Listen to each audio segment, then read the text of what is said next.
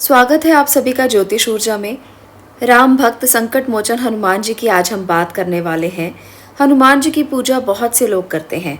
मंगलवार के दिन उनकी पूजा की जाती है, पर हनुमान चालीसा को सिद्ध कैसे किया जाता है ये कोई नहीं जानता। हनुमान चालीसा एक ऐसी पुस्तक है, अगर उसे कोई पढ़ ले तो ये माना जाता है कि हनुमान जी उन्हें दर्शन देते हैं, हनुमान जी की भक्ति उन्हें प्राप्त होती है। हनुमान जी की भक्ति सबसे सरल और जल्द फल देने वाली मानी गई है। इसलिए हनुमान जी की भक्ति को करने के लिए हनुमान चालीसा का महत्व बताया गया है। ये भक्ति जहाँ हमें भूत प्रेत जैसी ना दिखने वाली आपदाओं से बचाती है, वहीं ग्रह नक्षत्रों के बुरे प्रभाव से भी बचाती है। हनुमान जी को मनाने के लिए, उनकी कृपा पाने के लिए बहुत ही सरल उपाय है हनुमान चालीसा का नित्य पाठ करना। ये साधना साधक श्री रामनवमी, हनुमान जयंती या किसी भी मंगलवार की रात्रि को शुरू कर सकता है और समय 10 बजे के बाद का रहेगा। सर्वप्रथम साधक स्नान आदि से निर्वृत्त होकर लाल या भगवे वस्त्र धारण करके लाल आसन पर बैठ जाए। सकाम और निष्काम दोनों ही कार्यों में दिशा उत्तर ही रहेगी, यानी कि आपको उत्तर दिशा की तरफ ही अपना आसन लगाना है। साधक अपने समीप किसी पात्र में 108 भुने हुए चने और 108 तिल की रेवड़ियां रख ले। अब साधक अपने सामने किसी चौकी पर लाल रंग का साफ वस्त्र बिछाकर उस पर हनुमान जी का चित्र या यंत्र या विग्रह और साथ ही भगवान गणपति जी का विग्रह प्रतीक रूप में एक सुपारी स्थापित कर ले। उसके बाद दीपक और धूप बत्ती जला ले। दीपक 4 मुख वाला होना चाहिए, इसका बहुत ध्यान रखें। हनुमान जी को अष्ट सिद्धियों के दाता और 9 निधियों के दाता बोला जाता है। इनकी पूजा अर्चना से जातक सभी सिद्धियों और निधियों की प्राप्ति कर सकता है। फिर साधक भगवान गणपति का सामान्य पूजन करे और वक्रतुंड हुम इस मंत्र का जप करते हुए एक माला का जप करे। इसके पश्चात साधक भगवान गणपति से साधना की निर्विघ्न पूर्णता और सफलता के लिए प्रार्थना करे। इसके बाद साधक को चाहिए कि वो अपने गुरु का पूजन करे और गुरु की आज्ञा ले और सफलता के लिए प्रार्थना करे। ये बहुत ज़्यादा ज़रूरी है।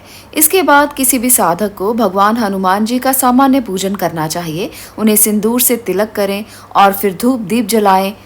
इसके साथ आपने जो भोग अर्पित करना है वो गुड़ और भुने हुए चनों का होना चाहिए। साथ ही कोई भी फल भी आप अर्पित कर सकते हैं।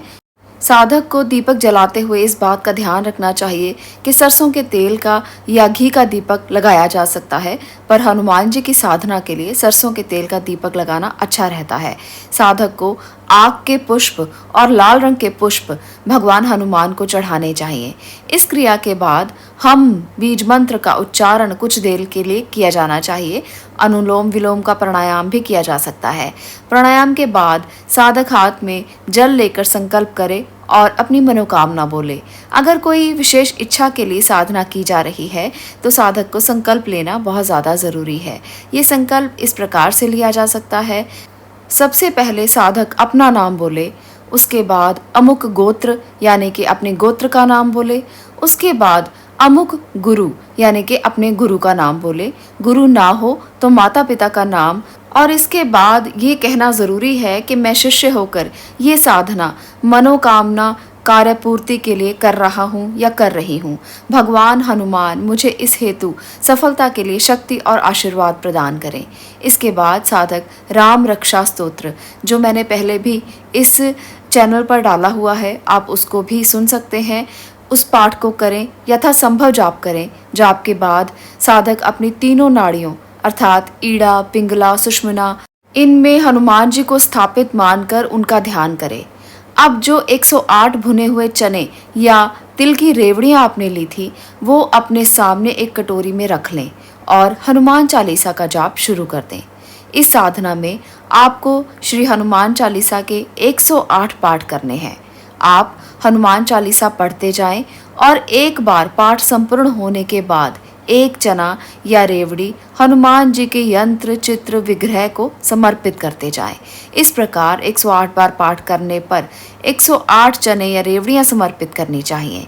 108 पाठ पूरे होने के बाद साधक फिर से हम मंत्र का जाप करता जाए और थोड़ी देर के लिए इसका उच्चारण करे और इस जाप को हनुमान जी के चरणों में आप समर्पित कर दें।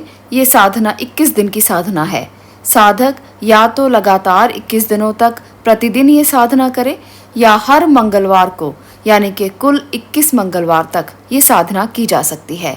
21वें मंगलवार या 21वें दिन जिस प्रकार से भी आप साधना कर रहे हैं, आपके द्वारा पूरे 108 पाठ करके चने या तिल की रेवड़ी जब चढ़ा दी जाएगी, तब उसके बाद साधना पूर्ण होने पर अंतिम दिन मंदिर में जाएं और भगवान हनुमान जी के दर्शन करें। साथ ही साथ साधना के दौरान भी आप हनुमत दर्शन करते रहें। इस प्रकार से साधक साधिकाओं को ये साधना शुरू करने से एक दिन पूर्व से केवल साधना समाप्त होने के एक दिन बाद तक कुल 23 दिन तक ब्रह्मचर्य का पालन करना बहुत ज़रूरी है। लेकिन साधना 21 मंगलवार तक करने की स्थिति में प्रयोग के एक दिन पूर्व, प्रयोग के दिन और प्रयोग के दूसरे दिन अर्थात कुल 3 दिन सप्ताह में ब्रह्मचर्य का पालन करना आवश्यक है। कुछ भी हो, कैसा भी संकट आए, आपने साधना शुरू कर दी तो उसे छोड़े मत। प्रभु आपको परीक्षा भी ले सकते हैं और आपको दीक्षा भी दे सकते हैं। साधना से विचलित करेंगे पर आप दृढ़ रहें, क्योंकि भक्ति में अटूट शक्ति होती है। एक बार आपने ये साधना कर ली तो जो आनंद, जो उत्साह आप महसूस करेंगे, उसका प्रवाह जो आप महसूस करेंगे, उसका वर्णन मैं अपनी तुच्छ बुद्धि से नहीं कर सकती।